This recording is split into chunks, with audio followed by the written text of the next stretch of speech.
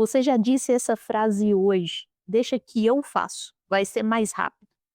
Pois é, o problema é que esse, digamos, mais rápido, né, tá te custando 12 horas de trabalho por dia, e se você é, não sei, uma mulher, por exemplo, né, uma olheira que um corretivo nenhum esconde, né.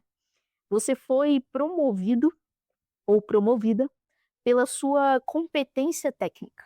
Mas agora tá preso, né, na armadilha da execução.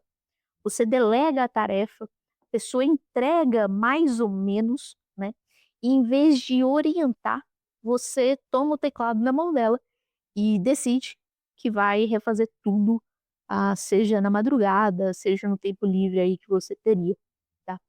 Se você sente que é a única pessoa que realmente se importa com a entrega e que tá cansado, né, de carregar o time nas costas, esse vídeo, né, o seu desmame da centralização, digamos assim. Eu vou te mostrar como soltar, né, o osso sem deixar realmente o projeto cair, tá? E em outras palavras, como delegar. Bom, vamos direto ao ponto, né? Se você refaz o que delegou, você não é um líder eficiente, você é um executor caro, tá? O primeiro insight prático é entender que delegar, né, não é dar uma ordem, é transferir responsabilidade pelo resultado, não apenas pela tarefa, né? Se você entrega o como fazer mastigado, você vira literalmente, né, o suporte técnico do seu time. Eles param de pensar porque sabem que no final você vai consertar tudo, né? O seu projeto não está atrasado porque o time é lento, né? Ele está travado porque você virou o único caminho de saída. E eu aprendi isso, né, da forma mais bruta possível. No meu currículo, né, na minha vida profissional, você vai ver que eu gerenciei projetos em escala internacional, envolvendo equipes em diferentes países ao mesmo tempo, né. Lá, eu não tinha a opção de fazer o mesmo.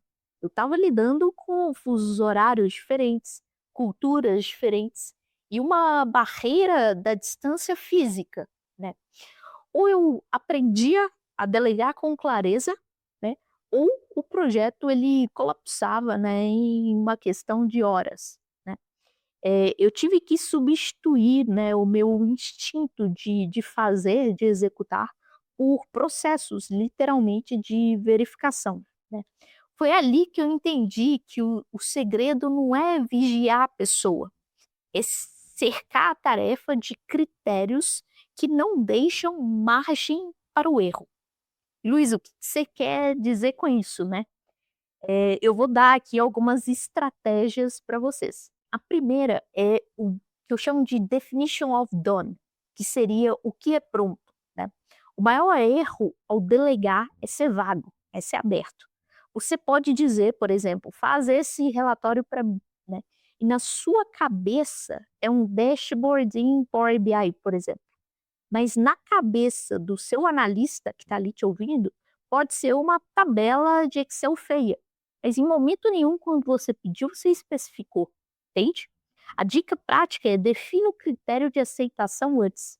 Eu preciso desse relatório com os dados X, Y e Z em formato de PDF até quinta-feira às 14 horas.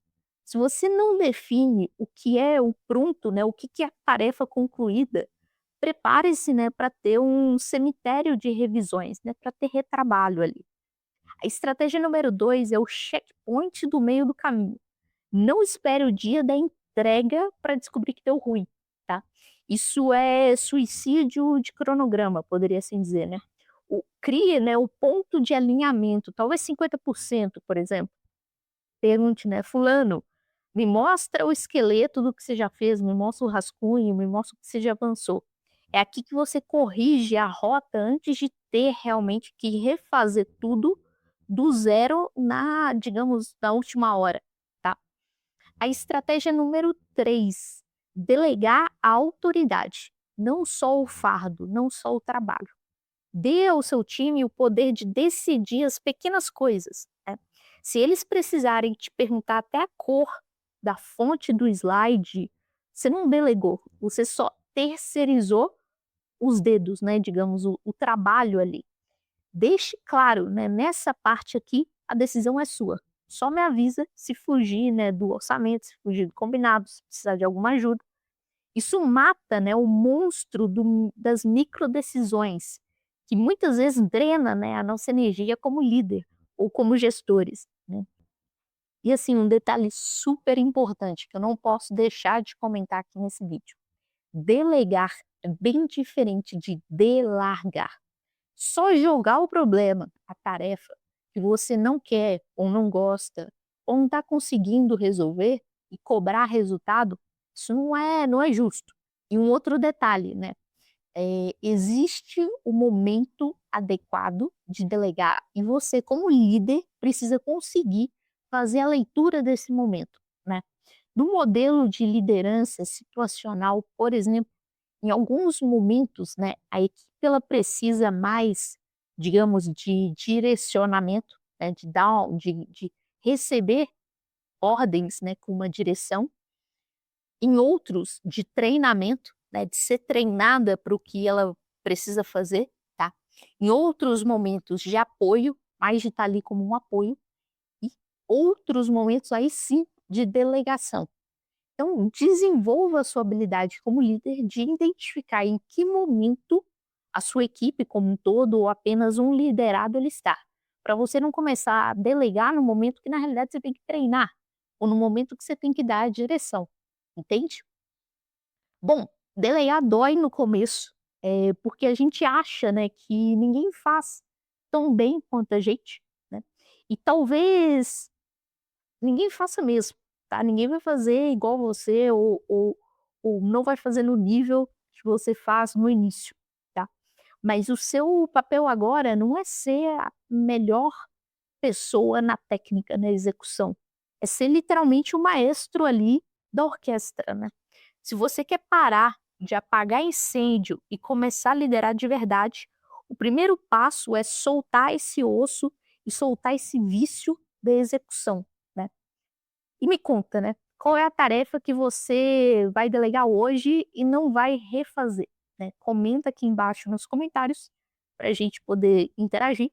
E se você quer entender, né, como cobrar, as pessoas ali da sua equipe sem parecer a pessoa chata, não deixe de assistir o vídeo anterior, que vou deixar o link aqui na tela. Bom, se você gostou desse vídeo, se inscreva no canal, deixe seu like e vamos tirar, né, os seus projetos do caos juntos.